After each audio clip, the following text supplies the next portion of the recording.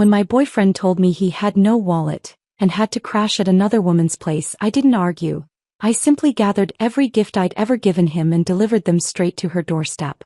His raging 4 a.m. messages lit up my phone, but what came after uncovered the truth he thought I'd never find. I found his wallet in his nightstand drawer at 9:47 p.m., the same wallet he'd just texted me about losing across town. My hand was still holding my phone, his message glowing on the screen. "Babe, my wallet's gone. Stuck across town with no cash for a ride. Crashing at Sienna's tonight. Don't worry, okay?" I stared at the brown leather sitting there perfectly intact, credit cards visible through the clear window, and something inside me went absolutely silent. Not the silence of shock. The silence of finally understanding. He wasn't across town.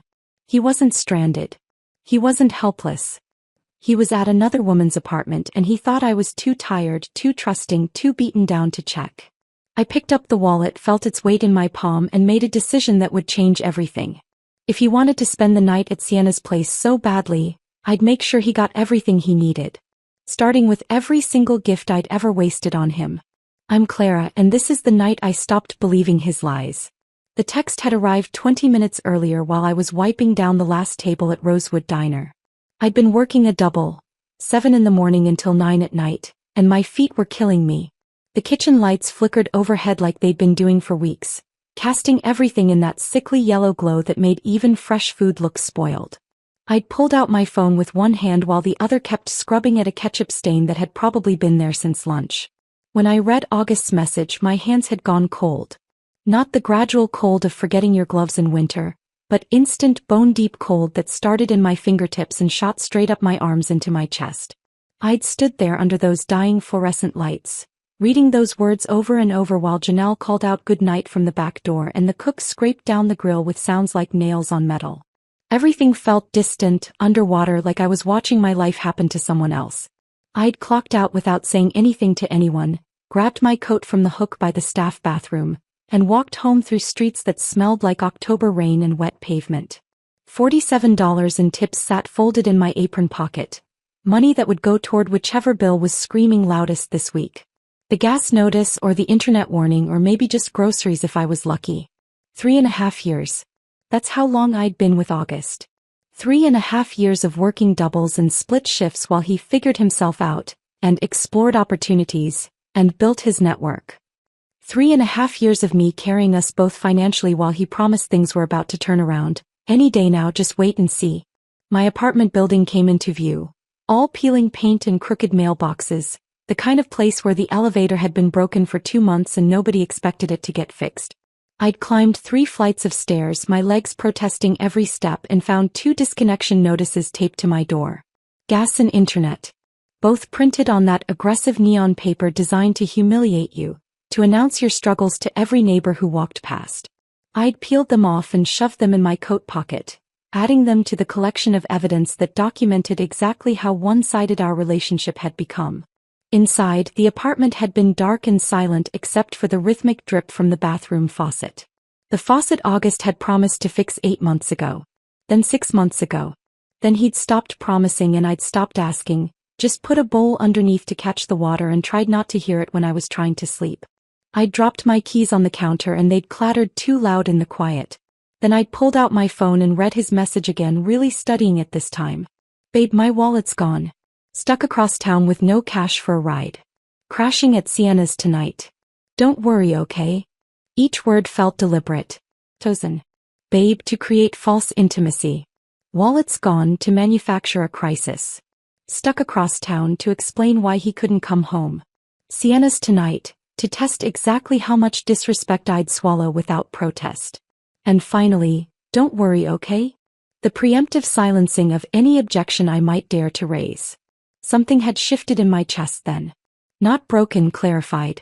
Like a bone that's been set wrong for years suddenly snapping back into its proper place.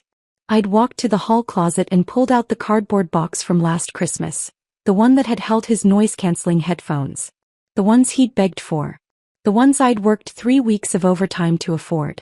Then, moving with strange mechanical calm, I'd opened the drawer of his nightstand. That's where I'd found it. The wallet. His wallet.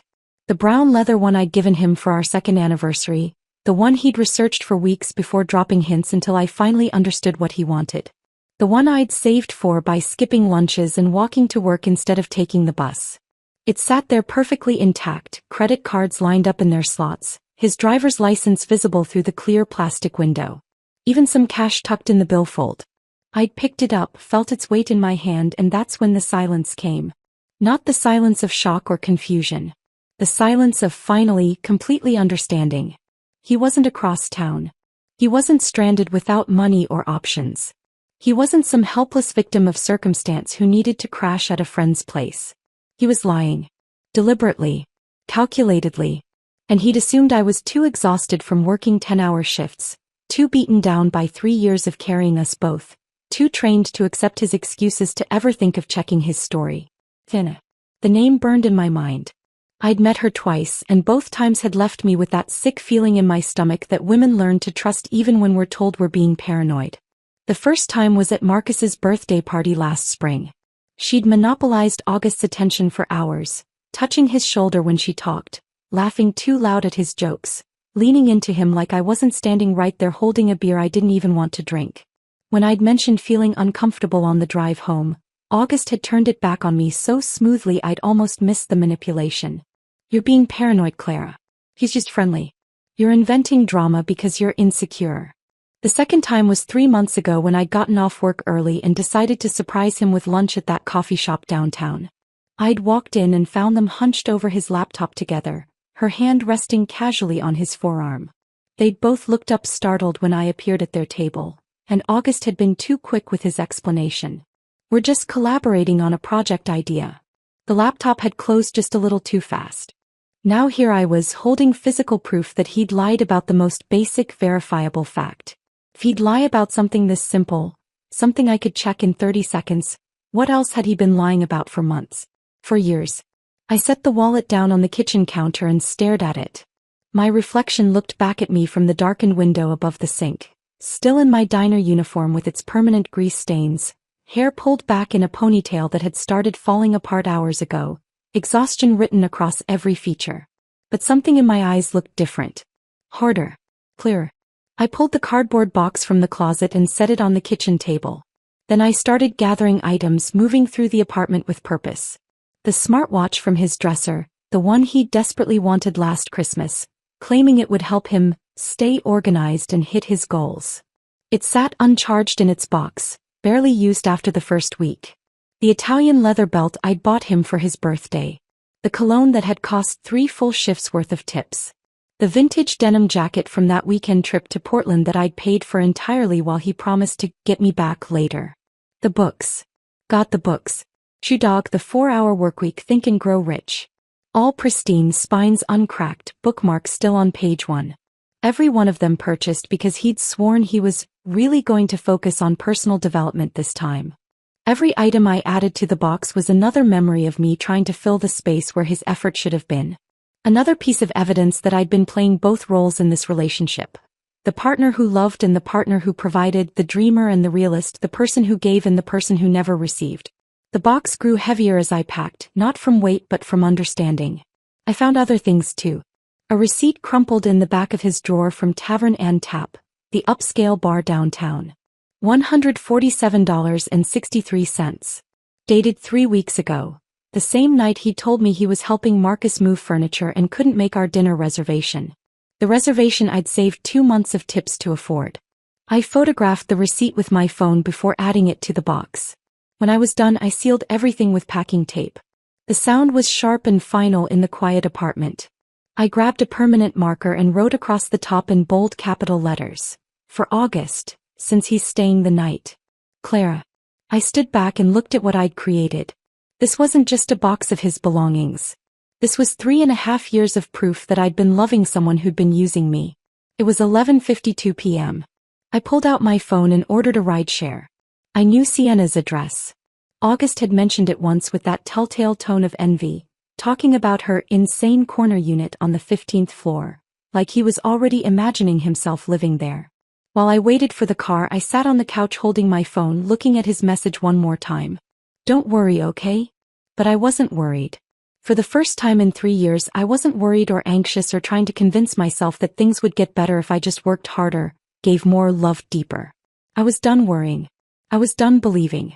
And I was about to make sure August understood exactly what he'd lost. The rideshare notification lit up my screen. 5 minutes away. I stood in the middle of my apartment holding that box with August's name written across the top. And suddenly 5 minutes felt like too long and not long enough at the same time. My heart was racing, not from panic but from something else. Clarity mixed with adrenaline, the feeling you get when you're about to do something that can't be undone. I set the box down on the kitchen table and looked around the apartment with new eyes. There was more. So much more. I'd packed the obvious things. The wallet, the watch, the books. But now I was seeing evidence everywhere I looked. 3.5 years of me trying to fill the space where his effort should have been, scattered across every surface and shoved into every drawer. I walked back to the bedroom and opened his closet. The vintage denim jacket hung there, the one from that flea market in Portland during our romantic weekend getaway last year. I'd paid for the entire trip. The hotel, the gas, the meals, everything, while August promised he'd get me back when his freelance check cleared. He never did. I'd worked extra shifts for 2 months to afford that weekend, convincing myself that quality time together was an investment in our future. I pulled the jacket off its hanger. The fabric still smelled faintly of the vintage store, that musty combination of old cotton and someone else's memories. August had worn it exactly 3 times before deciding it wasn't really his style after all. Into the box it went. The smartwatch sat on his dresser, still in its charging dock but completely dead. He'd begged for it last Christmas, sent me links to articles about how it would revolutionize his productivity, help him build better habits, track his fitness goals. This is exactly what I need to finally get serious about my health, he'd said. I'd wrapped extra shifts during the holiday rush, dealt with the worst customers of the year, smiled through harassment and single-digit tips, all to afford that watch. He'd used it enthusiastically for about a week. Then sporadically for another week. Then never again. I unplugged it from the charger and added it to the box. The Italian leather belt hung on the back of the bathroom door. I'd found it at a boutique downtown during my lunch break, spending money I should have saved for groceries because August had admired a similar one in a magazine and I'd wanted to surprise him. $78 for a belt. I remembered standing at the register with my debit card, mentally calculating whether I could make it to next payday on what would be left. The belt came off the hook and joined everything else. I moved through the apartment like I was cataloging evidence for a trial. The cologne on the bathroom counter, the bottle still 3/4 full despite costing more than my electric bill. 3 full shifts worth of tips for a scent he'd worn maybe twice before saying it was too strong, and going back to his drugstore body spray. The wireless speaker on the kitchen windowsill, dusty and unused, purchased because he needed it for his morning motivation routine, that lasted all of 4 days before he went back to sleeping until noon. The running shoes in the closet, barely scuffed, that he'd insisted would get him back in shape, and help him clear his head for better focus. I'd bought them instead of replacing my own work shoes that had holes in the soles. I'd been stuffing cardboard inside my sneakers to cover the worn-through spots while brand-new Nikes sat unused in our closet. Every item I added made the box heavier, but not from physical weight. From accumulated understanding. I opened the drawer of our coffee table, the cheap particle board one we'd gotten from someone's curb on trash day, and found the charging cables he'd needed urgently for his projects. The portable battery that would let him work on the go. The laptop stand that would improve his posture and productivity. All of it unused. All of it paid for with my money, my time, my exhausted body standing on aching feet for hours while strangers yelled about their eggs being too runny or their coffee not being hot enough. I found the gym bag in the hall closet, tag still attached. Another birthday gift, another promise to really commit this time, to the fitness routine that would change everything. The bag had never seen the inside of a gym. The coffee maker sat on the counter, the one he'd insisted would change his productivity game, because he'd read some article about successful people's morning routines. I'd bought it instead of replacing my winter coat that had a broken zipper. I'd spent that whole winter holding my coat closed with my hand because August needed a coffee maker for the motivation he never found. As I packed, I wasn't just gathering his belongings. I was excavating the person I used to be.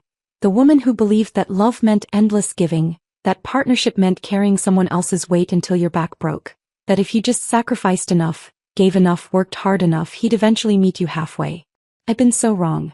My hand brushed against something crumpled in the back of his sock drawer as I was checking for anything else I'd bought him. Paper. I pulled it out and smoothed it under the lamp. A receipt from Tavern and Tap. My stomach dropped even though I was already kneeling. The date glared at me 3 weeks ago. The total, $147.63. I knew that date. I knew it because I'd spent 2 months saving tips to make a reservation at Giovanni's, the nice Italian place downtown where entrees started at $30. August's birthday dinner. I'd called 3 times to confirm the reservation, had requested the corner table by the window, had even asked them about their wine list so I could sound knowledgeable when we ordered. The night before, August had texted me that Marcus needed help moving furniture and it was the only night he could do it. I'm really sorry, babe. I know you were excited, but Marcus is kind of desperate here. Can we reschedule? I'd said yes because I was understanding. As I was supportive. Because good partners don't make their boyfriends choose between them and their friends. I'd eaten leftover soup from the diner that night, alone in this apartment, convincing myself that his friendship with Marcus was important, that I was being mature by not making a big deal about a missed reservation. Now I was holding evidence that he'd spent almost $150 at an upscale bar the same night he'd supposedly been hauling boxes and furniture. The same night I'd been eating 2-day-old soup and telling myself I was being reasonable. My hands shook as I pulled out my phone and photographed the receipt.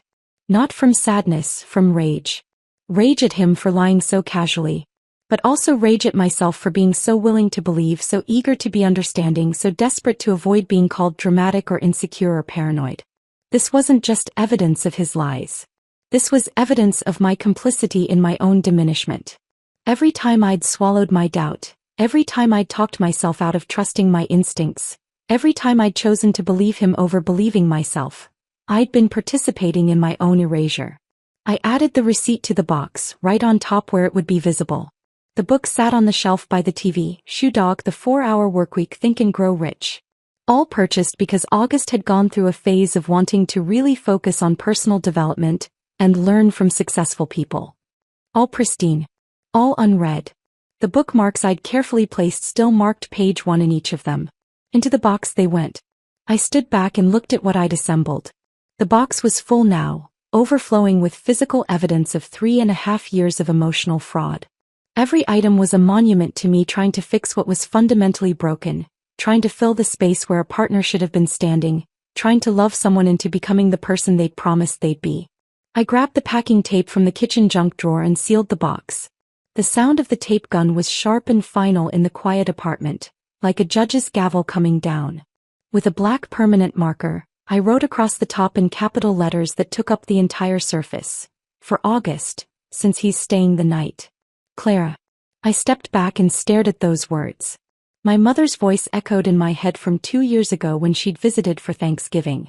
She'd sat at this same kitchen table in the morning, drinking instant coffee because our machine was broken, watching August sleep until noon while I got ready for my shift at the diner.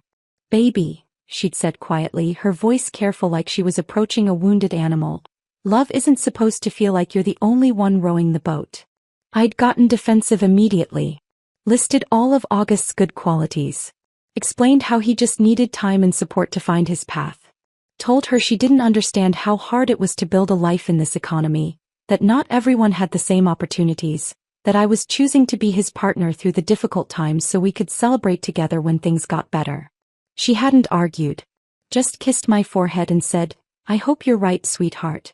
Now standing in my apartment holding a box full of broken promises and wasted money, her words felt less like gentle concern and more like prophecy. My phone buzzed. The rideshare was 2 minutes away. I grabbed my coat and picked up the box.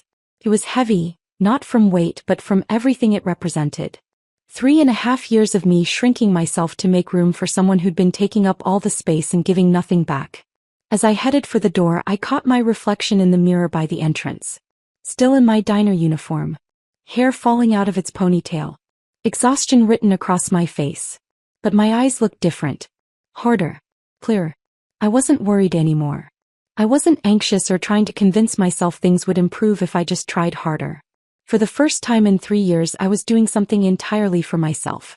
And it felt like the first honest breath I'd taken in forever. The car pulled up 30 seconds after I walked outside. A silver sedan with a dent in the passenger door and an air freshener that smelled like artificial pine. The driver was a quiet man in his 40s with tired eyes and a Seahawks cap, the kind of person who'd probably been driving all night and would keep driving until dawn. He glanced at me in the rearview mirror as I slid into the back seat with the box, but he didn't ask questions. Just nodded when I gave him the address. Riverside Towers. Oh. You know it. Yeah, I know it. His voice was neutral, professional. He pulled away from the curb and the familiar streets of my neighborhood disappeared behind us.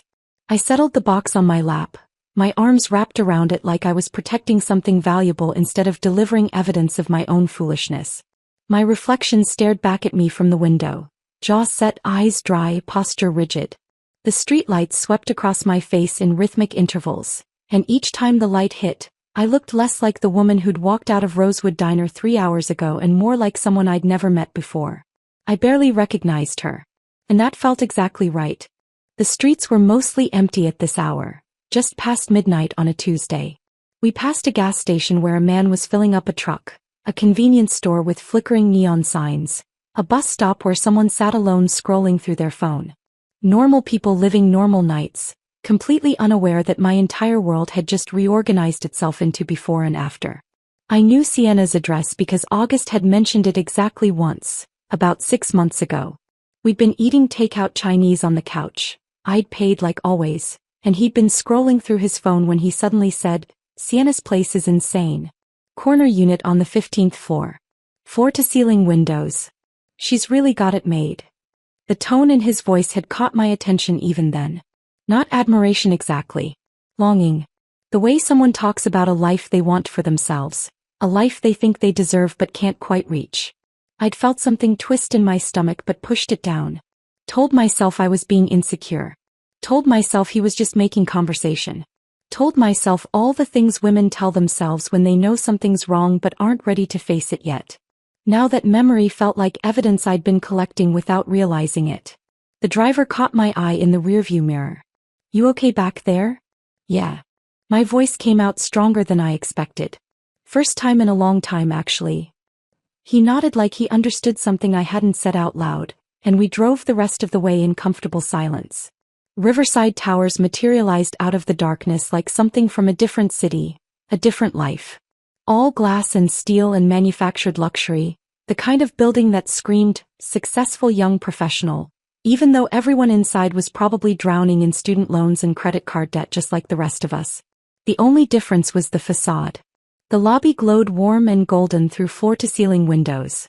I could see the doorman at his desk, a decorative fig tree in a concrete planter, abstract art on the walls that probably cost more than my car. "This is good," I said, and the driver pulled up to the main entrance. "You need help with that box?" "No. I've got it. Thanks." I paid through the app, added a generous tip because he'd given me silence when I needed it, and stepped out onto the pristine sidewalk. The door closed behind me with a soft click and the car pulled away, leaving me alone with my box and my resolve. The lobby doors were locked, but through the glass I could see the doorman, mid-20s, bored expression, scrolling through his phone. I knocked on the glass and he looked up, annoyed at being interrupted. He walked over and cracked the door open. "Can I help you? I'm delivering something to a friend. Sienna Brennan. 15G. He looked at me, diner uniform, messy ponytail, cardboard box with a name written in permanent marker, and I could see him deciding whether I was legitimate or some kind of problem he'd have to deal with. Whatever he saw in my face must have convinced him I wasn't worth the effort because he just shrugged and waved me in.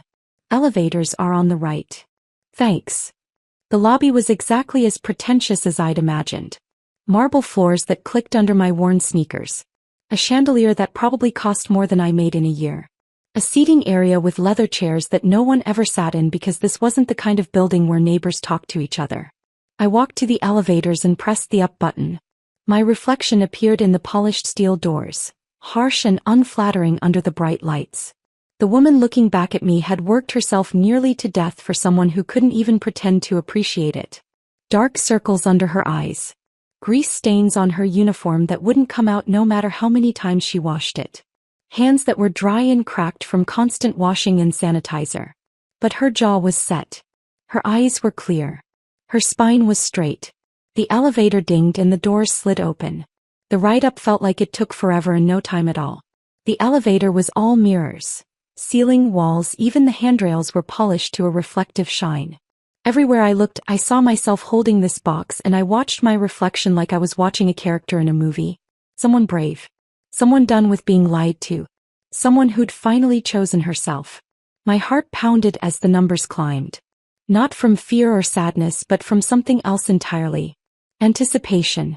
The satisfaction of finally taking action instead of just accepting whatever August decided to hand me. The elevator chimed softly as it reached the 15th floor, and the doors opened onto a hallway that smelled like expensive candles and fresh paint. The carpet was plush under my feet, the lighting soft and indirect. Apartment doors lined both sides, each one identical except for the brushed steel numbers. I found 15G at the end of the hall. Corner unit, just like August had said. I wondered how many times he'd been here, how many lies he'd told to explain away his absences, how many times I'd believed him because believing was easier than facing the truth. I set the box down directly in front of her door and straightened my shoulders. Then I knocked 3 times. Loud. Deliberate. The kind of knocking that says I'm not going away until you answer. I heard movement inside. Footsteps approaching. A pause, probably looking through the peephole. Then the sound of locks turning. The door opened. Sienna stood there in yoga pants and an oversized cream-colored sweater that probably cost more than my weekly paycheck. Her hair fell in those perfectly imperfect waves around her shoulders, the kind that takes 20 minutes of careful work to look casual. She held a wine glass in one hand, red wine half empty, and her expression cycled through emotions faster than I could name them. Confusion first. Then recognition. Then something that looked an awful lot like guilt trying to hide behind a forced smile. Clara. Her voice came out uncertain, like she couldn't quite believe I was standing in her hallway. What are you? I didn't let her finish. These belong to August. My voice came out steady and cold, nothing like the woman who used to apologize for taking up space. Since he's staying here tonight, I thought you should have them. You know, for convenience. Her face drained of color. The wine glass trembled in her hand, the red liquid sloshing dangerously close to the rim. He's not. I don't know what you think is happening, but... The words tumbled out defensive and panicked. Exactly how someone sounds when they're caught in a lie they haven't prepared for. I watched her scramble for an explanation, watched her eyes dart to the box and then back to my face, watched her try to calculate how much I knew and how she could spin this. I pulled out my phone with deliberate slowness, brought up the photo of the Tavern and tap receipt, and held it inches from her face. 3 weeks ago, I said, my voice level and factual like I was presenting evidence in court. $147 for drinks and appetizers. The same night he told me he was helping Marcus move furniture and couldn't make our dinner reservation, the one I'd saved 2 months of tips to afford. Sienna's eyes widened as she looked at the receipt. Her mouth opened but no sound came out. Funny thing, I continued. I called Marcus yesterday about something completely unrelated. He hasn't moved in 2 years. Owns the same apartment. Same furniture. Everything exactly where it's always been. I watched the realization wash over her face. The understanding that she'd been lied to just as thoroughly as I had. The calculation happening behind her eyes as she tried to figure out what else might not be true. I don't want explanations, I said, feeling a strange power in my own calmness. I don't want apologies or excuses or whatever story you've been told. I just want you to understand something very clearly. He's been lying to both of us. Maybe to others too. I don't know and I don't care anymore. But now he's your problem. Congratulations on your prize. I turned and walked back toward the elevator before she could respond, my spine straight and my head high. Behind me I heard her voice, wait, or maybe Clara please, but I didn't turn around. The elevator doors opened like they'd been waiting for me. I stepped inside and pressed the button for the lobby. As the doors slid shut, I caught one last glimpse of Sienna standing in her doorway, wine glass forgotten in her hand, staring at the box with August's name written across the top in permanent marker. The chapter closed with those elevator doors. Everything that had happened in that hallway, in that relationship, in those 3.5 years of carrying someone who'd never planned to walk beside me, all of it sealed away behind polished steel. And I didn't look back. The rideshare driver who picked me up from Riverside Towers was different from the first one. A woman in her 50s who asked if I was okay the second I got in the car. I must have looked like I'd just committed a crime or survived one. Maybe both. I'm fine, I said, and the strange thing was I meant it. Better than fine, actually. She nodded like she understood something I hadn't explained and didn't ask any more questions. We drove through empty streets back to my neighborhood, past closed storefronts and flickering streetlights, and I watched the city pass by the window feeling lighter than I had in years. When I got home, I stood in the doorway of my apartment for a long moment before stepping inside. The same space I'd left an hour ago, but everything felt different now. The air felt cleaner. The silence felt peaceful instead of oppressive. I locked the door behind me and leaned against it, closing my eyes, letting the weight of what I'd just done settle into my bones. I'd delivered a box full of broken promises to another woman's doorstep at midnight. I'd confronted her with evidence of August's lies. I'd walked away without apologies or explanations. And I felt absolutely, perfectly calm. I peeled off my diner uniform that still smelled like fryer grease and coffee, balled it up, and threw it in the hamper with more force than necessary. In my dresser, buried under winter sweaters I hadn't worn in years, I found an old college t-shirt from a music festival I'd gone to before I met August. Before I'd learned to make myself smaller to accommodate someone else's ego. I pulled it on and it felt like putting on a version of myself I'd forgotten existed. The shower was hot enough to turn my skin pink, and I stood under the water longer than I should have, watching the day circle the drain. When I finally got out, I made chamomile tea in the mug my mother had given me, the one with the chip on the rim that August always complained about but I refused to throw away. I carried it to the couch, wrapped myself in the blanket from the back of the sofa and sat down to wait. Because I knew what was coming. Part of me, the part that was tired and just wanted to sleep, considered turning off my phone. But a larger part, the part that had been silenced and dismissed and gaslit for 3 years, needed to see his reaction. Needed to watch him scramble and panic and reveal exactly who he was when he lost control of the narrative. The apartment was quiet except for the hum of the refrigerator and distant sirens somewhere outside my window. Normal city sounds. Comforting in their ordinariness. I sipped my tea and felt strangely peaceful, like I was watching a storm approach from behind thick glass. Dangerous and chaotic out there, but completely unable to touch me in here. My phone sat on the coffee table, screen dark and silent. I stared at it like I was waiting for a bomb to detonate. At 4:02 a.m. it finally did. The screen lit up with a text notification, and even from where I sat I could see the all-caps aggression of it. "What the hell is wrong with you?" I picked up the phone, unlocked it, and watched as more messages poured in before I could even finish reading the first one. "You showed up at Sienna's? Are you fucking insane? You embarrassed me. You embarrassed her. What kind of psycho does that? Answer your phone. Now." I set the phone back down and took another sip of tea, watching the screen light up again and again as more messages arrived. Each one more unhinged than the last. There was something darkly satisfying about it. Watching him lose control, watching the careful mask he'd worn for 3 years slip completely off to reveal the entitled, manipulative person underneath. My phone started ringing. August's name and photo. Him smiling at a barbecue last summer, looking charming and harmless, filled the screen. I let it ring until it went to voicemail. Immediately it started ringing again. I declined the call and watched another text appear. "Pick up the phone." Then another. "We need to talk about this like adults." Then another.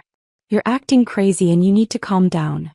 I opened my screenshots folder and started methodically documenting everything. Each text. Each missed call. The timestamps. His escalating rage captured in digital evidence that couldn't be denied or rewritten later. By 4:30 a.m. he'd sent 14 messages and called 6 times. I hadn't responded to any of it and I could feel his panic growing with each ignored attempt at contact. The tone of his messages started shifting, rage giving way to something more desperate. "Clara, please. We need to talk. You can't just do this. I know you're upset, but this is extreme. Just give me a chance to explain." I almost laughed at that last one. Explain what? How his wallet that he claimed to have lost was sitting in his nightstand drawer. How the receipt from Tavern and Tap proved he'd lied about helping Marcus. How he was spending the night at another woman's apartment while texting me not to worry. What explanation could possibly make any of that okay? My tea had gone cold. I got up to make another cup, and while the water heated, I stood at my kitchen window looking out at the city starting to wake up. Streetlights were beginning to look pale against the coming dawn. A garbage truck rumbled down the street. Someone's car alarm went off and then stopped. The ordinary world continuing on, completely unaware that mine had just reorganized itself into before and after. My phone buzzed again on the coffee table. I ignored it and poured hot water over a fresh tea bag, watching the color seep out and cloud the water. When I sat back down, there were 3 new messages. The tone had shifted again. This time to the strategy I'd seen August deploy dozens of times over the years when he was backed into a corner. Manipulation disguised as vulnerability. Lies wrapped in the language of apology. Look, I'm sorry. I wasn't even there. I lied about staying at Sienna's. I was actually at my brother's place. We had a fight and I panicked. I didn't want to burden you with more stress.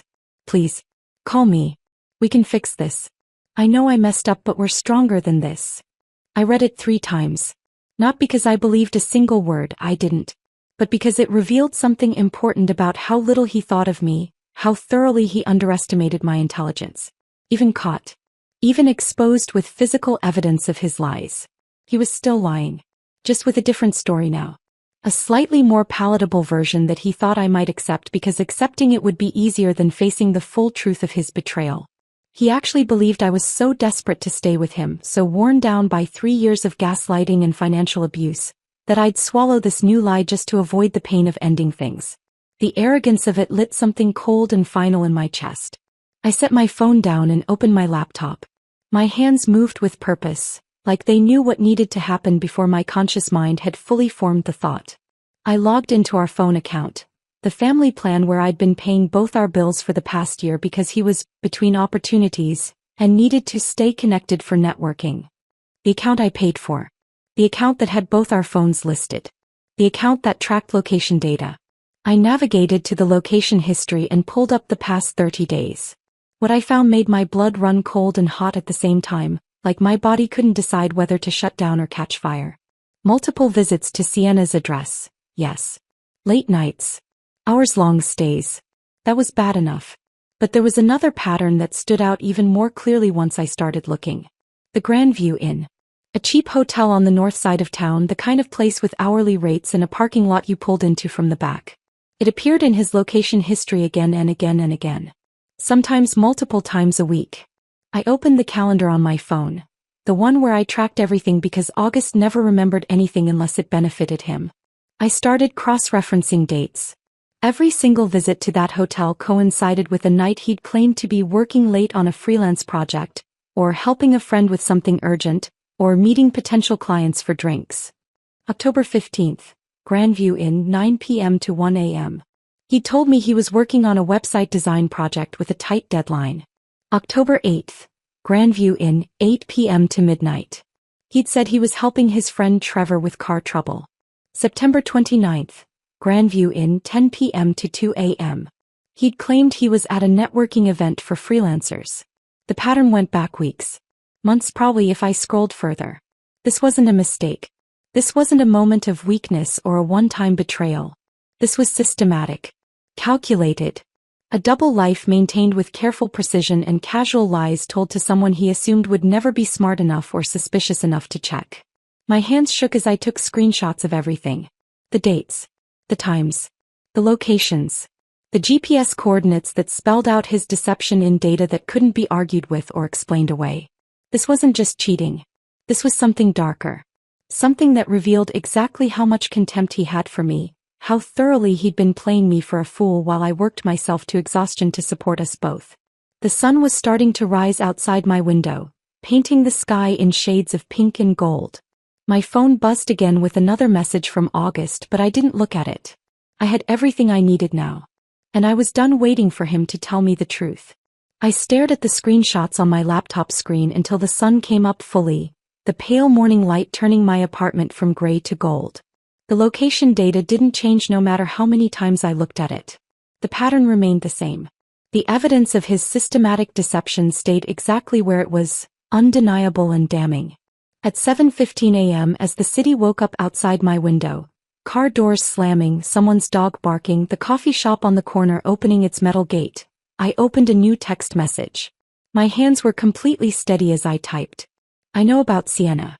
I know about the Grandview Inn. I know about the $147 you spent at Tavern and Tap when you said you were helping Marcus. I know you're lying right now about being at your brother's. Your location history says you're still at Sienna's building. I know everything, August. You're free. So am I. I attached 3 screenshots. The location data showing his repeated visits to both Sienna's apartment and the hotel. The photo of the Tavern and Tap receipt. The pattern of lies mapped out in GPS coordinates and timestamps that couldn't be explained away or rewritten. Then I hit send. For about 30 seconds I sat there staring at my phone, waiting for the 3 dots that would show he was typing a response. Waiting for the next lie, the next manipulation, the next attempt to make me doubt what I could see with my own eyes. But I didn't wait long. Before he could respond, I blocked his number. The action felt final and satisfying, like closing a door that had been hanging open for years, letting in cold air and unwanted visitors. But I didn't stop there. I opened every app, every platform, every possible avenue of contact we'd ever used. Instagram, blocked. Facebook, blocked. Snapchat, blocked. Even Venmo, where he'd sent me payment requests he never intended to fulfill, blocked. With each one I felt lighter. Like I was deleting weight from my shoulders, erasing his access to me one platform at a time. By the time I was done, it was 7:45 a.m. I made coffee, real coffee, not the instant stuff I usually settled for, and called a locksmith. The first one couldn't come until tomorrow. The second one had an opening at 11. I'll take it, I said. By noon, a man named Eddie with a tool belt and kind eyes had changed both locks on my apartment door. He didn't ask why I needed it done so urgently on a Wednesday morning. Just did the work, handed me 2 new keys and told me to have a good day. August's old key no longer opened my door. That felt more significant than it probably should have. The next 2 days passed in a strange bubble of calm that I didn't quite trust. I went to work at Rosewood Diner like always, but everything felt different. I smiled at customers and the smiles felt real instead of performed. I poured coffee and didn't spill it because my hands weren't shaking with exhaustion or anxiety. I collected my tips and put them in my pocket instead of an envelope marked for someone else's bills. Janelle noticed something had changed. She cornered me by the coffee station during the lunch rush on Thursday and studied my face like she was trying to solve a puzzle. "Did you get your hair cut?" she asked. "No." "Same hair." "New makeup?" "Same makeup." "Actually, no makeup." She tilted her head, still trying to figure it out. "Something's different." "Look, I don't know." "Taller." I laughed at that. "I'm the same height I've always been." "Not physically taller. Just, like you take up more space or something." She grabbed the coffee pot I was holding and filled it from the machine. "It's a good look on you. Keep it." I realized later what she meant. I'd stopped apologizing for existing. Stopped making myself smaller to accommodate everyone else's comfort. Stopped shrinking back when someone needed to get past me, or when a customer was rude, or when another waitress wanted the better section. I'd started standing up straight and making eye contact and saying, "Excuse me," instead of "sorry," when someone was in my way. On Thursday evening I made dinner in my quiet apartment. Nothing fancy, just scrambled eggs and toast, but I set the table like it mattered. Used a real plate instead of eating out of the pan. Poured water into an actual glass instead of drinking from the tap. Small things, but they felt like reclaiming something I'd lost without noticing. I was halfway through eating when my phone rang. Unknown number. My first instinct was to let it go to voicemail. I'd been getting a few calls from numbers I didn't recognize, probably August trying to get through the blocks I'd put up. But something made me answer. Maybe curiosity. Maybe the confidence of knowing I could hang up whenever I wanted. "Hello. Clara." A woman's voice. "Kiki. Kitten. This is Sienna." My entire body went rigid. My fork stopped halfway to my mouth and I set it down carefully on my plate, suddenly not hungry anymore. "I know you probably don't want to talk to me," she continued quickly, like she was afraid I'd hang up before she could get the words out. "And I completely understand if you just want to tell me to leave you alone. But I need to tell you something. You deserve to know. I should have hung up. Should have blocked this number too and gone back to my eggs and my quiet evening and my new life without August in it. But I didn't." "I'm listening," I said. I heard her take a breath, like she was steadying herself. After you left that night. After I saw the box and the receipt and everything you said. I confronted August. He tried to deny it at first. Said you were being crazy, that you'd always been jealous and insecure, that you were making things up because you couldn't handle the breakup. My jaw clenched at that. Even now, even caught, he was trying to paint me as the problem. But I pushed him, Sienna continued. I showed him the receipt photo you'd shown me. Asked him to explain it. And eventually he admitted things. Her voice cracked slightly. Clara, I had no idea you two were still together. He told me you'd broken up 6 months ago. He said you were just roommates trying to figure out the lease situation, that you were friends but it was over romantically. He talked about you like someone he cared about but had grown apart from. Not like someone he was actively lying to and living with. The room felt too small suddenly. Too warm. I got up and opened the window, letting in the cool October air and the sounds of the city below. I believed him, Sienna said, and now she was crying. I believed him because he seemed so sincere. Because he told me about how hard the breakup had been but how mature you both were being about it. Because he showed me texts that made it sound like you two were just coordinating bills and apartment stuff. I never would have. I'm not that person, Clara. I don't go after men who are in relationships. But he made me think there was no relationship to go after. Part of me wanted to feel satisfaction at her distress. Wanted to say something cruel about her being naive or stupid. But I couldn't. Because I heard myself in her voice. The shock of realizing you'd been lied to, the shame of having believed someone who was playing you, the anger at yourself for not seeing it sooner. We'd both been manipulated by the same person. Both told carefully crafted lies designed specifically for us. Both made to feel like we were special, chosen, the one he really wanted. Thank you for telling me, I said, because I didn't know what else to say. There's more, Sienna said, her voice dropping even lower. I haven't been able to stop thinking about this. About what else he might have lied about. And I kept thinking about that hotel you mentioned, the Grandview Inn. The name looked familiar, like I'd seen it somewhere before. My stomach dropped even though I was standing still. I went through old texts, she continued. From back in July. He'd mentioned meeting someone there for a business thing. I remember thinking it was a weird place for a business meeting, but he said the person he was meeting preferred somewhere low-key. I didn't push it. I closed my eyes, already knowing where this was going. Yesterday I called the hotel. I made up a story about thinking I'd left my credit card there and wanting to check if they'd found it. I got transferred to the bar manager. And Clara, there's someone else. The words hung in the air like smoke. A bartender who works at the hotel restaurant. Her name is Rachel. The manager let it slip when I was asking about the date I'd been there. He said something like, "Oh, that would have been Rachel's shift. She would remember if someone left a card because she's really careful about that stuff." And then he said, Sienna's voice broke. He said, "August's girlfriend is always really on top of things like that." The room tilted sideways. I gripped the windowsill to steady myself. I played dumb. Asked who August was. And the manager got all flustered, realized he'd said too much. But he confirmed that August is a regular there. That he and Rachel have been seeing each other. At least 4 months, Clara. Maybe longer. I couldn't breathe right. The air felt too thick. After I hung up, I did more digging, Sienna said. I have a friend who knows people who work there. She made some calls. Clara, he's been juggling at least 3 of us. You, me, and Rachel. Maybe more. Each of us thinking we were the only one. Each of us being lied to in exactly the way we'd be most likely to believe. My eggs sat cold and congealing on the plate. My apartment felt different suddenly, not peaceful but exposed. Like I'd been living in a house with glass walls and everyone could see and accept me. Sienna kept talking, explaining what else she'd learned, how the timeline matched up, how August had been managing multiple relationships with the precision of someone who'd done this before. But her voice sounded distant now. When we finally hung up 20 minutes later, I stood at my window staring out at the street below. At the ordinary world continuing on. At people walking dogs and getting in cars and living their normal lives with their normal problems. I'd thought finding his wallet was the revelation. Thought delivering the box to Sienna's door was the climax. Thought blocking him and changing my locks was the ending. But this was something else entirely. This wasn't a boyfriend who'd made a mistake or had a moment of weakness.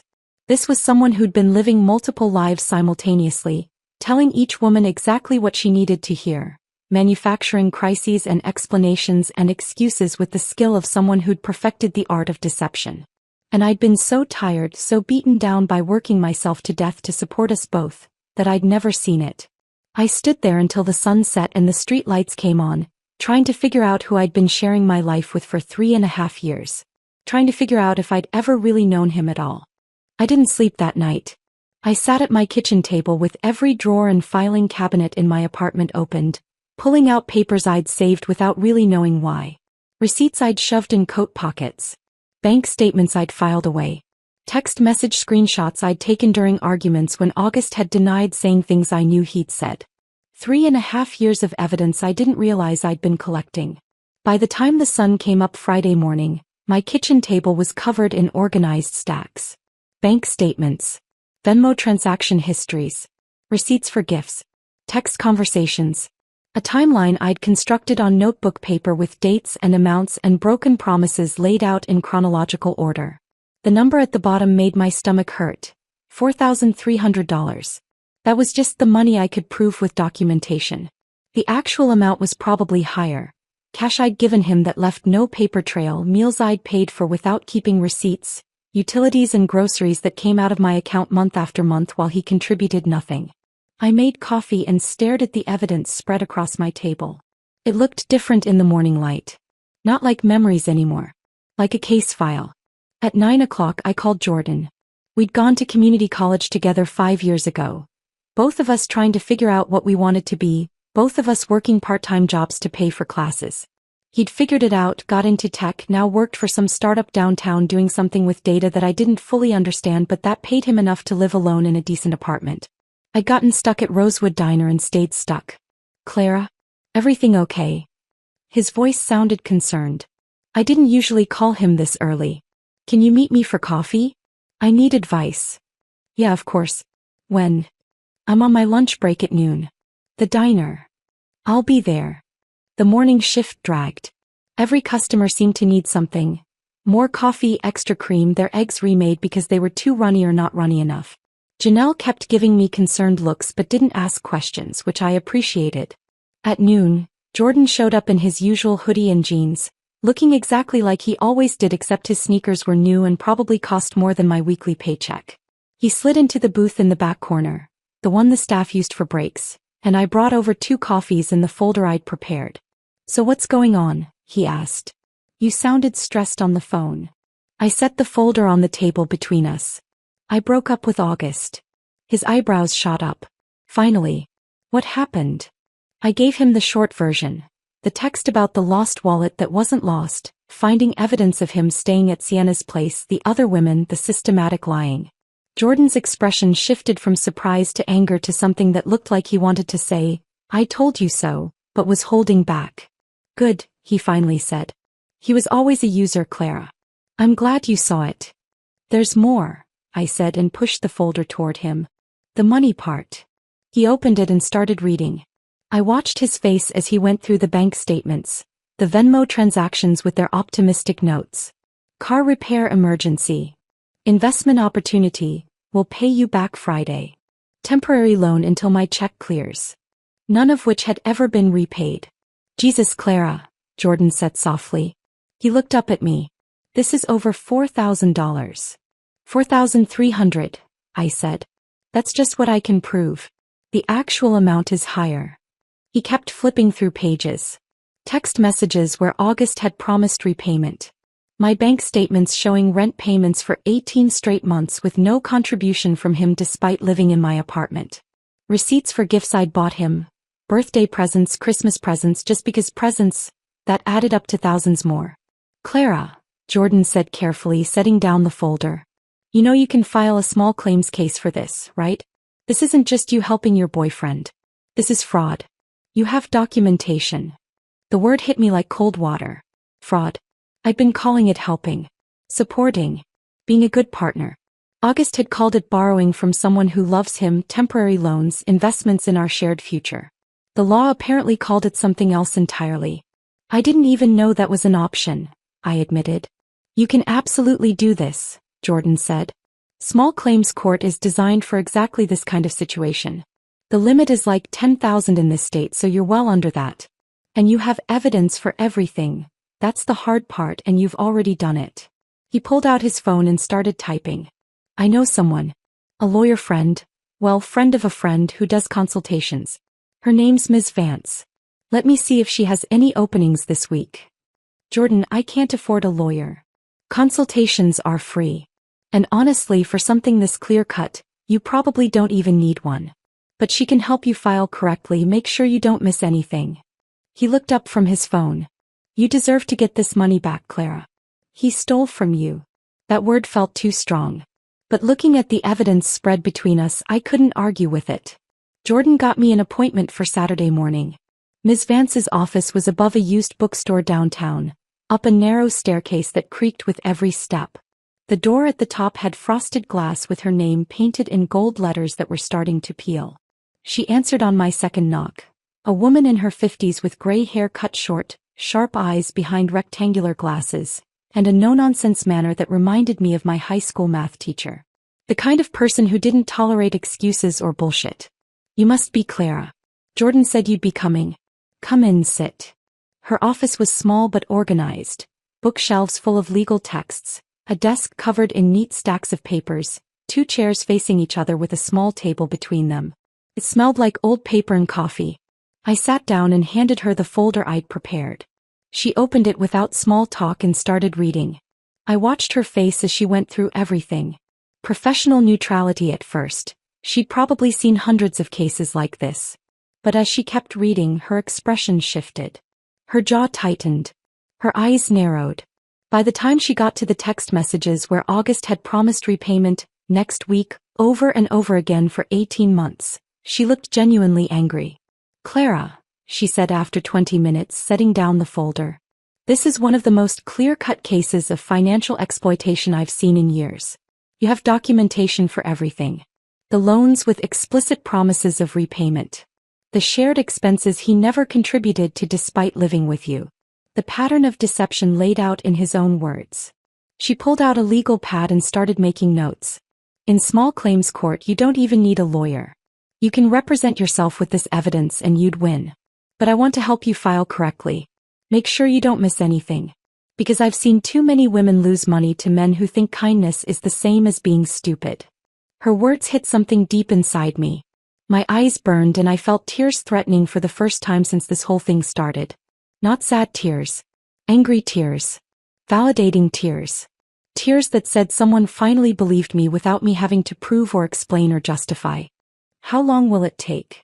Asked my voice rough. She smiled, not a happy smile but a determined one. We can file by the end of the week. Court date will probably be 4 to 6 weeks out. You'll need to serve him papers which we can arrange.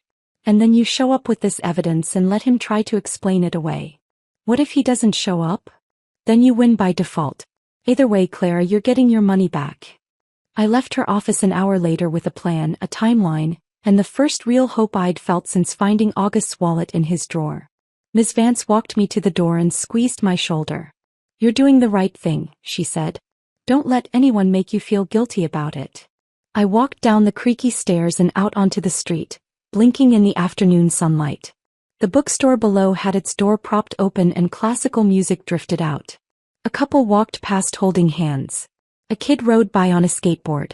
The ordinary world continuing on while mine reorganized itself into something I could finally control.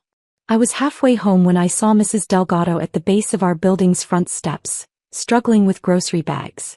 She was 72, had lived in apartment 2B for 30 years, and had been widowed for a decade.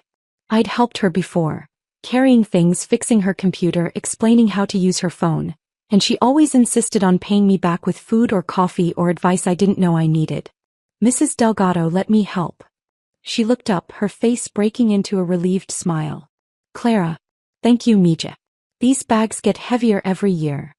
I carried them up 3 flights of stairs. She had the same bad elevator I did and she invited me in for coffee. Her apartment smelled like cinnamon and old books, and photos of her grandchildren covered every surface. The furniture was worn but cared for and everything had a place. She made coffee in a percolator that was probably older than me, and we sat at her small kitchen table. She asked about work, about my week, and I found myself telling her everything. Not the legal details, but the emotional truth. The lies. The betrayal. The other women. The money. The decision to fight back instead of just walk away quietly. She listened without interrupting, nodding in the right places, her weathered hands wrapped around her coffee mug. "You seem different lately, Mija," she said when I finished. "Lighter. Like you put down something heavy you'd been carrying too long." "I feel different," I admitted. "Stronger maybe. Or just less tired." She reached across the table and took my hand. "My Roberto, he was a good man. We had 43 years together before the cancer took him. But before Roberto, I wasted 3 years on someone who made me small. Someone who took and called it love." I squeezed her hand, waiting. "The day I left him, my mother said something I never forgot. She said, 'Mija, sometimes the worst people teach us the most important thing, that we're stronger than we knew.'" Mrs. Delgado's eyes were bright with tears and wisdom. "You're learning that now. And one day you'll look back and realize that man didn't break you. He just showed you what you were capable of surviving." Her words settled into my chest like a blessing. Like permission to be angry and sad and strong all at the same time. I stayed for another hour, drinking coffee and listening to stories about her life. When I finally left, she hugged me at the door. "You're going to be okay, Clara. Better than okay."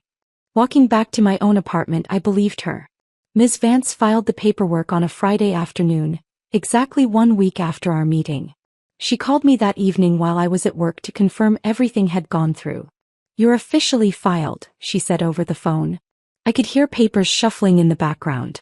"Court date is November 14th. 9 in the morning. You'll need to be there 30 minutes early." November 14th. 6 weeks away. It felt like forever and not long enough at the same time. "What happens now?" I asked, stepping into the back alley behind the diner where the signal was better and no one could overhear. "Now we wait. The court will serve him papers within the next week.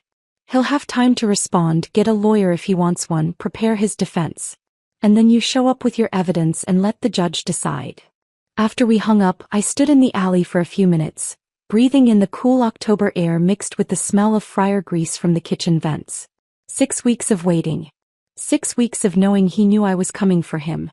The thought should have made me anxious. Instead, it made me feel purposeful. The next 3 weeks passed in a strange new rhythm. I kept working at the diner, kept pouring coffee and taking orders and collecting tips. But something fundamental had shifted in how I moved through the world. When Janelle asked me to cover her Saturday shift, my only day off that week, I said no.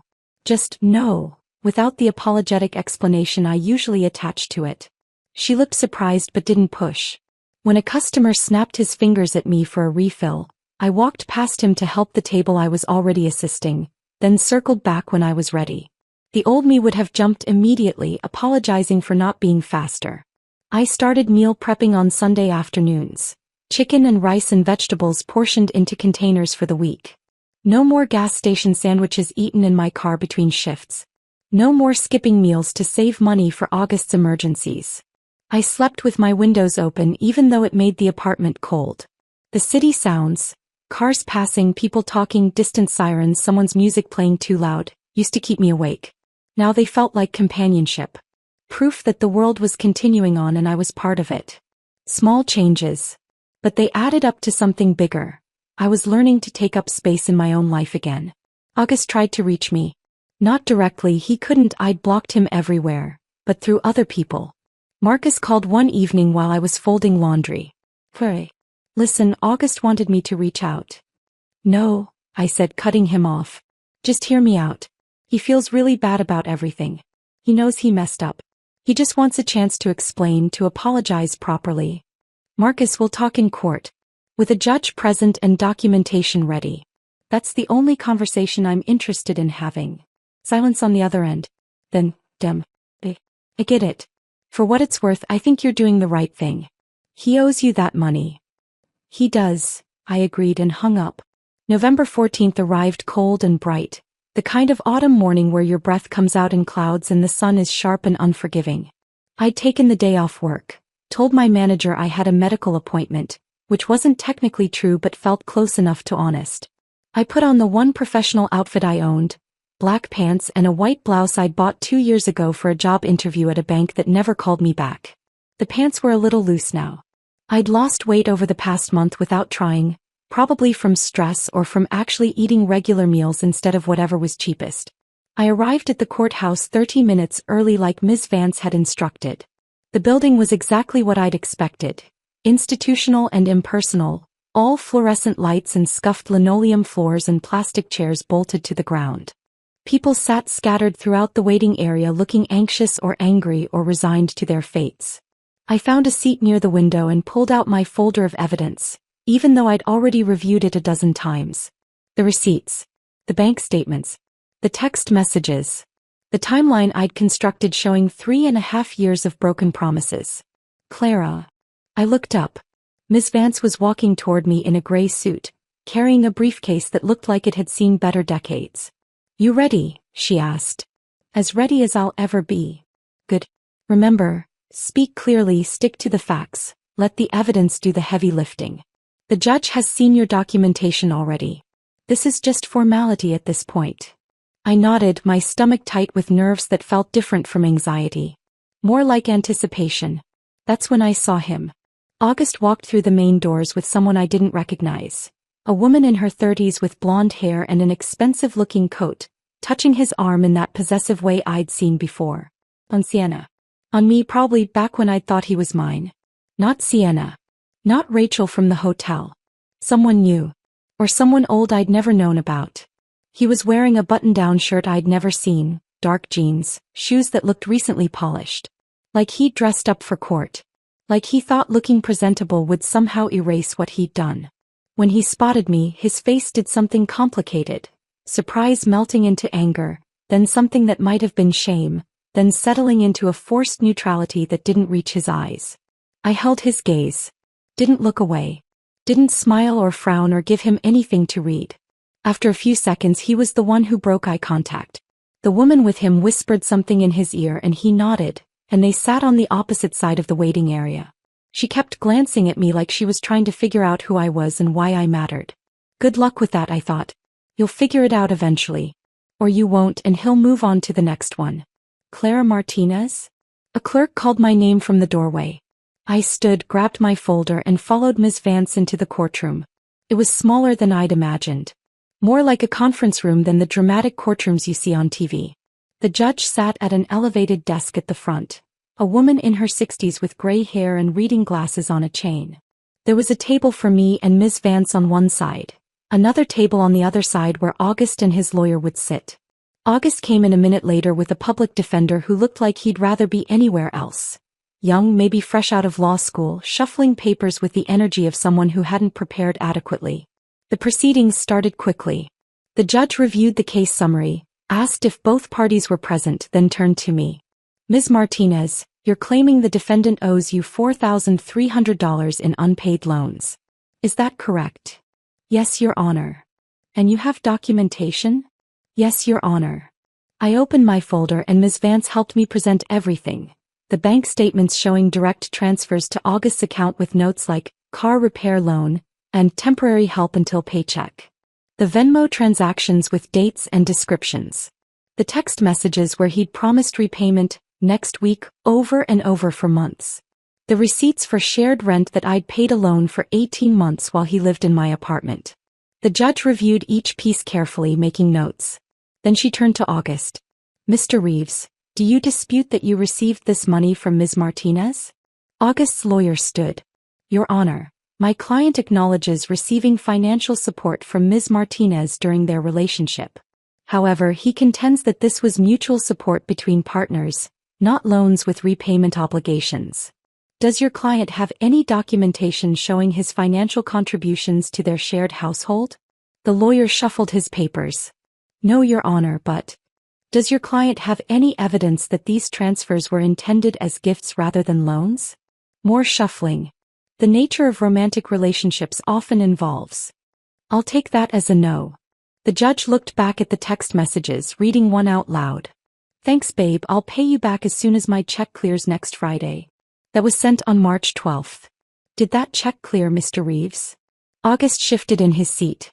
"I had unexpected expenses. That's not what I asked. Did you repay Ms. Martinez as promised? No, but... Thank you. The judge made another note. She reviewed the evidence for another few minutes in silence while my heart pounded so hard I could feel it in my throat. Finally, she looked up. The plaintiff has documented evidence of $4,300 in loans with explicit promises of repayment via text message. The defendant has provided no counter-evidence and no proof of contribution to shared household expenses he claims to have paid. This is straightforward breach of verbal contract with written documentation. She turned to August. Mr. Reeves, I'm ruling in favor of the plaintiff.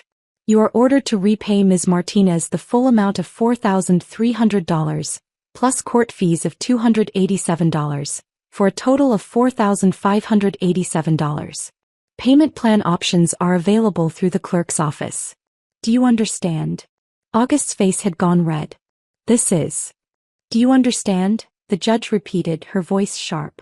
Yes, he said through clenched teeth. Something cracked open in my chest. Not triumph exactly, something quieter but deeper. Vindication. Validation. The knowledge that I wasn't crazy, wasn't dramatic, wasn't making things up. I'd been right all along. As we filed out of the courtroom, I felt lighter than I had in years. Ms. Vance squeezed my shoulder. Well done. He has 30 days to start payment or face additional penalties. Thank you, I said. For everything. You did the hard part. I just filed paperwork. I was walking toward my car in the parking lot when I heard footsteps behind me. Clara, wait. August's voice. I stopped, turned around. He'd left his new girlfriend at his car and jogged over to catch me. Up close he looked tired. Older somehow. I know you're angry, he said, slightly out of breath. I know I messed up. But did you really have to take this to court? Did you have to humiliate me like this? I stared at him. Really looked at him. And for the first time in 3 years I saw him clearly, not the potential I'd kept projecting onto him, not the man he'd promised he'd become, but exactly who he was. Someone who took and then resented you for noticing. I didn't humiliate you, August, I said, my voice steady and calm. I held you accountable. There's a difference. He opened his mouth to respond, but I was already turning away, already walking toward my car. Clara, he called after me. I didn't turn around. I got in my car, started the engine and drove home through afternoon traffic, feeling the weight of 3 years finally lifting off my shoulders. When I got back to my apartment, I stood in the doorway for a moment, just looking. The dripping faucet had been fixed. The bills were current. The couch was still secondhand and the apartment was still small, but it was mine. All mine. And that was enough. I stepped into my apartment and closed the door behind me, letting my back rest against it for a moment. The space looked exactly as I'd left it that morning. Small, modest, unchanged, but something felt fundamentally different. The dripping faucet was finally silent. I'd fixed it myself 2 weeks ago with a YouTube tutorial and a $20 part from the hardware store. The bills were stacked neatly on the counter, all current, all manageable. The couch was still secondhand with its ripped armrest, but it was mine. All mine. I set my purse down and walked to the window, looking out at the city below. People were getting off work, heading home, living their ordinary lives. The sun was starting to set, painting everything in shades of amber and gold. I felt something settle in my chest. Not happiness exactly, more like peace. The kind that comes from knowing you did the hard thing and survived it. 6 months passed like that. Quietly. Without drama or revelation or the kind of transformation you see in movies. I still worked at Rosewood Diner. Still poured coffee and took orders and dealt with customers who thought tipping was optional. Still came home with aching feet and grease stains that never quite washed out. Still struggled some months to make rent when the tips were bad or an unexpected expense came up. My apartment still had that one-bedroom light that flickered no matter how many bulbs I replaced. The elevator was still broken more often than it worked. The upstairs neighbors still fought about the same things at the same volume. But I was different. I started saying yes to things I'd always wanted to try. The community center 3 blocks away offered evening classes, and one Thursday I walked past and saw a flyer for pottery. Something about it pulled at me. The idea of making something with my hands that wasn't food someone would consume and forget, something that would last. August used to mock stuff like that. Called it hipster nonsense and a waste of money. Said I should focus on practical things like picking up extra shifts or learning skills that would help me get a better job. I signed up anyway. The class was small. 6 people, all women, all there for different reasons. The instructor was a retired teacher named Helen with clay permanently under her fingernails and a patience that felt infinite. She taught us to center the clay, to feel its resistance and work with it instead of against it. My first attempts were disasters. Lopsided bowls that collapsed. Mugs with handles that fell off. Vases that looked like they'd been made by a child. But Helen just smiled and said, "Try again. Clay is forgiving." By the 3rd class I made something that actually looked intentional. A small bowl, slightly uneven but functional. One evening Helen watched me work and said, "You throw like someone who's not afraid to mess up anymore." I looked up at her, hands covered in wet clay. "I've already survived the worst mess," I said. "This is nothing." She nodded like she understood something I hadn't said out loud. The money from the court judgment came in irregular installments. $200 here. $150 there. Always a few days before the deadline, like August was testing how close he could cut it without facing penalties. Always with the energy of someone being forced to do something rather than someone trying to make amends. I deposited each check without ceremony and transferred the money to a savings account I'd opened specifically for this. The first savings account I'd had in my adult life. I labeled it Clara's Future on the bank website, and every time I logged in and saw the balance growing even slowly, even in tiny increments, it felt like reclaiming something that had been stolen. Through Marcus, who I'd stayed friends with despite everything, maybe because he'd apologized for not seeing what was happening sooner, I heard updates about August's life. His new girlfriend had left him after 2 months. He was working part-time at a sporting goods store. He'd moved into a studio apartment on the north side that Marcus described as kind of depressing. "He's going through a hard time," Marcus said one evening when we met for coffee. I stirred sugar into my cup and felt absolutely nothing. Not satisfaction. Not sympathy. Not even curiosity about the details. "We all go through hard times," I said. "The difference is how you treat people when you do." Marcus nodded slowly. "Yeah. You're right." August had become what he always should have been. Someone from my past who taught me an important lesson.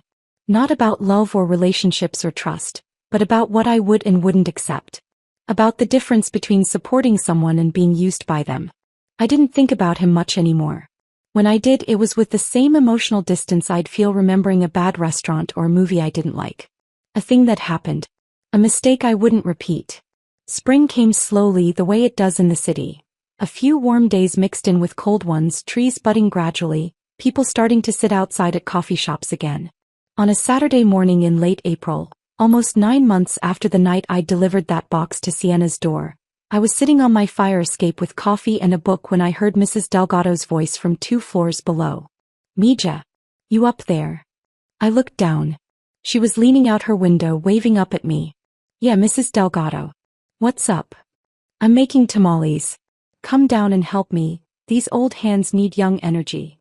I laughed and climbed down the fire escape, letting myself in through her always unlocked window like I'd done a dozen times before. Her kitchen smelled like corn and spices and decades of family recipes. The counter was covered in ingredients. Corn husks soaking in a bowl, seasoned pork in one pot, masa in another. She handed me an apron and put me to work. "You spread the masa like this," she demonstrated, her weathered hands moving with practiced efficiency. "Not too thick, not too thin. Then the filling. Then you fold like you're tucking in a baby." We worked side by side for hours, talking and laughing and listening to her old radio that only picked up Spanish stations. She told me stories about Roberto. Not the sanitized, romanticized version people tell about their dead spouses, but the real thing. The fights they'd had about money. The time he forgot their anniversary and she made him sleep on the couch for a week. The years it took them to really understand each other. "Love isn't what they show you in the movies, Mija," she said, pressing filling into a corn husk. "It's work. Every day you choose it. And both people have to be doing the choosing or it doesn't work." "The difference between Roberto and August," she continued, not looking up from her folding, "is that Roberto grew up and August never will. Some people are still waiting for life to accommodate them. Other people rise to meet life where it is." I thought about that as we worked, my hands learning the muscle memory of something her mother had taught her 60 years ago in Guadalajara, something passed down through generations of women who'd survived harder things than heartbreak. When we finished, she packed up a dozen tamales for me to take home. At her door, she hugged me tight and said, "You're going to be just fine, Clara. Better than fine." I believed her. That evening, I sat on my couch, the same couch where I'd read August's text about the missing wallet almost a year ago, and looked around my small apartment.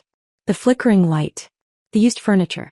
The modest life I'd built with my own hands and my own work. Nothing had transformed into something magical or cinematic.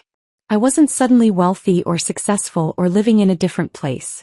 My circumstances were almost identical to what they'd been a year ago. But I was different in ways that mattered more than circumstances. I knew the difference between love and exploitation now. Between partnership and parasitism. Between staying because you hope things will change and leaving because you know they won't. The box I'd left at Sienna's door wasn't revenge. Not really. It was a declaration of my own worth. A line drawn in permanent marker that said, "I will not disappear for your convenience." Everything that came after, the location data, the other women, the court case, the slow rebuilding of my life, those were just the aftershocks of that first seismic choice to value myself over someone else's comfort. I didn't know what came next. Maybe I'd meet someone who saw me as a partner rather than a resource. Maybe I'd stay single and content with my pottery classes and my friendship with Mrs. Delgado and my Thursday evenings at the community center. Maybe something I couldn't even imagine yet. But whatever came, I'd face it as someone who'd learned the hardest way possible that choosing yourself isn't selfish. It's survival. August lost a woman who would have given him everything. Who'd worked herself to exhaustion trying to be enough for someone who'd never planned to meet her halfway. I found the version of myself I'd been burying under the weight of his needs. The version who took up space without apologizing. Who said no without explaining. Who knew her worth and refused to settle for less. My phone buzzed with a text from Janelle. "Hey, we're going out for drinks after shift tomorrow. You coming?" A year ago I would have said no automatically. Saved the money, stayed home, kept myself small and careful and constantly prepared for August's next emergency. I typed back, "Yeah. I'll be there." Outside my window the city continued on. Car horns and distant music and people living their lives. Ordinary sounds that felt like companionship now instead of loneliness. I made myself tea, picked up the book I'd been reading and curled up on my second-hand couch. The apartment was quiet except for the hum of the refrigerator and the occasional creak of the building settling. But it wasn't empty anymore. It was full of me. My choices. My future. My life finally, mercifully, beautifully my own. And that was enough. More than enough. It was everything. If this story of justice and reclaiming yourself had you hooked, hit that like button right now. My favorite part was when Clara delivered that box straight to Sienna's door at midnight, knowing exactly what she was doing. What was your favorite moment? Drop it in the comments below. Don't miss more powerful stories like this. Subscribe and hit that notification bell so you never miss an upload.